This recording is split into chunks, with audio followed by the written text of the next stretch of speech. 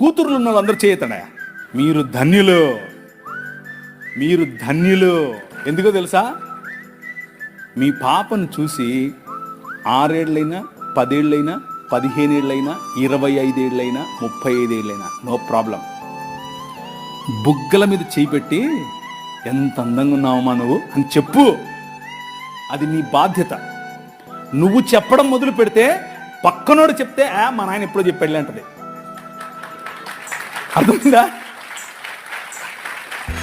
నువ్వు చెప్పకుండా నీ సంస్కృతి నీకేం నేర్పిస్తుంది? వద్దు, నీ కూతురు దగ్గరికి తీసుకో, కౌగిలించుకొని చెప్పు, ఐ లవ్ యూ బేటా. అబ్బా ఎంత అందంగా ఉన్నావే నువ్వు, అచ్చం అలాగే ఉన్నావు, అచ్చం మీ అమ్మలాగా ఉన్నావు, అచ్చం మా అమ్మలాగా ఉన్నావు. వాళ్ళకి ఎంత ఎంత అందం తెలుసా? అది ఎంత సంతోషపడతారు తెలుసా?